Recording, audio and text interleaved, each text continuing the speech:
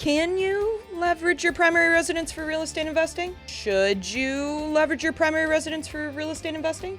Primary residences. We all have them. Some of us own them. How can we use them for investment real estate? Dum dum dum. The ultimate question. What do you think? All the things. All the things? You can house hack. House hacking in the sense of you're going to buy a primary residence. Yeah. And in a perfect world, it's going to be a 2-unit minimum. Yeah. Maybe 3. Yeah. Maybe 4. Ideally 4. If I would have known 10 years ago that I could have done these things, I would have, and I probably would have bought 4-unit after 4-unit after 4-unit, because you can buy one with 3.5% down, as low as 3.5% down. So it's the lowest amount of money that you can get into a property where you're going to have investment activities still be a part of it. Huge. And so that's a strategic way that you can use your cash to kind of get into this game and work at that direction. What is another way that we can use your primary residence? Home equity line of credit. So with the home equity line of credit that you can get against your primary residence,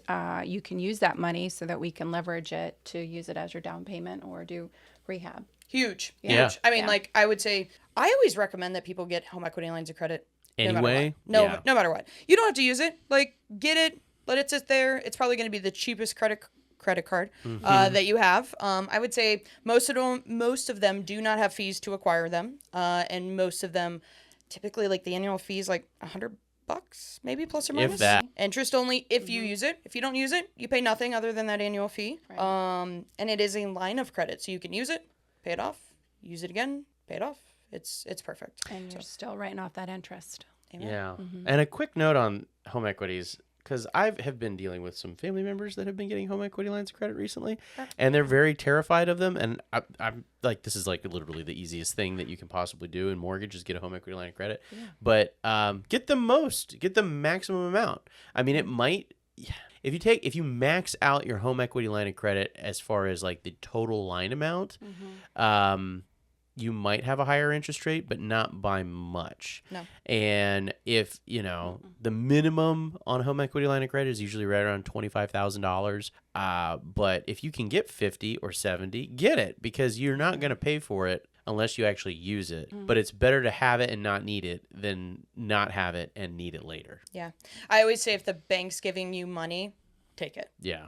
Because as soon as you need it, they're not going to give it to you. So just take the money when it's available. Have this as a backup plan. It doesn't have to be your main source of down payment. It'll just be the thing that's in your back pocket. If a deal comes up and unexpectedly that you're like, I can't not lose this deal, or I can't lose this deal. I have to grab onto this opportunity, but I have my, typical down payment source locked up into a current property. I'm going to dig into my home equity line of credit, and I have a plan of action as to how I'm going to pay it off. That is what terrifies me the most about HELOCs. When I was a little baby banker, I would set up home equity lines of credit, and then I would be like, oh, okay, cool. Like, what are we using the equity line for? And they'd be like, oh, I'm going to put a patio on my primary residence. I'm like, cool. How much is it going to cost? And they're like, oh, $20,000. I was like, great. How fast do you want to pay it off? And they're like, pay it off. And I'm like, oh dear Jesus. And they would be like, oh, well, I mean, I guess I haven't really thought about it. I was like, okay, cool. Like 5 years, 10 years. And I was like, cool, let's just do 10 years. So your monthly payment that you need to pay this off in that time span is X amount of dollars. And they're like, I can't afford that. I literally, like, every time I was like, please don't close on this. Yeah. Please don't close. Please so don't it's get this just being line. Yeah. very, very smart. So only precursor I would say is like, know that you're digging into the equity of your primary residence. Don't do anything stupid. Well, try not to do anything stupid. I don't know that most people plan on doing the stupid stuff, but just be very mindful. You're digging into your primary residence equity. Heaven forbid something is to go sideways. You need to be very mindful that you're going to then need to pay off that balance in whatever timely fashion you're trying to do. So, Well, and the point is to be ready. Yeah. Just because you might have a property that comes up that you may need to pay cash for. Yep. And so that's a perfect opportunity to have a large amount ready to go. huge. Because then, if we know that you've come in and if you bought that, let's say it's a $75,000, $100,000 property that you purchased, you come to us and then we could automatically then be like, does this property need rehab?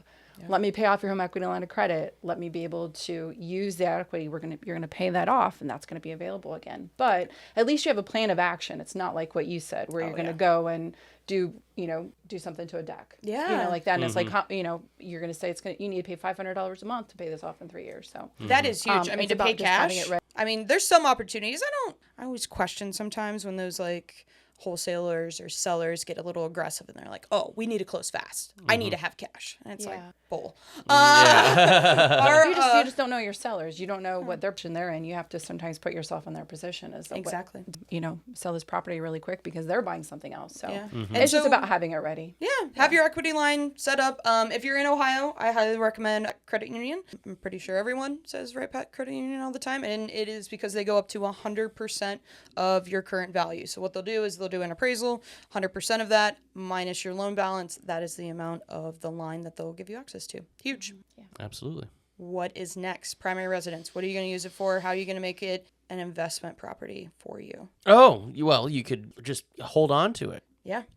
So you're going to move. Oh, you're going to buy something else. And if you don't need to sell your house in order to buy that next house, then just hold on to your primary residence and keep it as a rental. Yeah. That's a great way to get into it. So Brooke and I did this ourselves, actually. So before we moved to Plain City, we were living in Dublin, and we were trying to avoid the awful Dublin taxes that we were coming up against. And so we took our primary residence, put a tenant in there, and moved into Plain City and just kept that as a rental for a few years. So I think too often people want to like offload their primary residence. And I think everyone should sit for a moment and just say, well, should I keep this as a rental? Is it a good rental? Because it could potentially not be a good rental.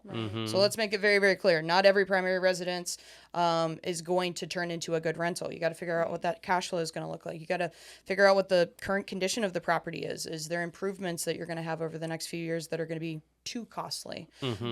Because you could ride that out for a couple more years, appreciate the property, have the cash flow, pay down the principal balance, and that's all a win-win. And the only thing you got to figure out is, do you have a down payment to cover your next primary without digging into this? Yeah. So yeah. Yes. I mean, I keep wanting to go back to my story, but I feel like I've talked about it about a million times. But it works though. It does. I mean, so I house hacked, and then I got a HELOC, and then I used that HELOC for the down payment on the second house, which I then ran as an Airbnb, and then I ended up moving into that. Yeah, you're like full circle on all the things. I just do all, it's like, okay, how can I use my residence to benefit me is kind of like the name of the game, and it's been fantastic. So now, after everything's said and done, the cash flow is $36 a month, right? Between both Between three everything. units. So between 3 units. So I live in a single family home, and I have a duplex, right? And the duplex pays for my single family home, and then I get $36 a month. So basically, my cost of living is I get a pizza. He gets a pizza to live in his home. Like, that's I get insane. a pizza every month. That's insane. right. It's just about knowing that because you come to us and you say, hey, I have this primary residence. I think I want to buy a new house. And then we can be able to be like, hey, you have so many options. Like, this is what Adam did. This is a scenario that somebody else did. But Well, and it's all of our not personal assuming experiences. absolutely. Yeah. Not, I mean, but obviously if you're buying here, if you have a property here in Columbus, you probably have an interest rate that's like 3 or 4%. So Yeah. Don't get rid of it. Don't get rid of it. Why not keep it and just see, if the options look like, because obviously we know here in Ohio, people are looking for properties to rent because they need a place to Live. affordable living. Yeah. And I would say the biggest thing is though we are a lender that only specializes in investment real estate lending, we're going to give you guidance. So we're not going to help you with that primary residence loan. We're not going to be able to offer conventional financing, but all three of us have been retail loan officers in the past, so we know enough to be downright dangerous, at least to direct you in the right direction to say, hey, before you make any rash decisions, before you offload that primary residence, or before you buy a primary residence that may not be as beneficial for you, chat with us today, schedule a call. We'd love to get into the nitty-gritty with you.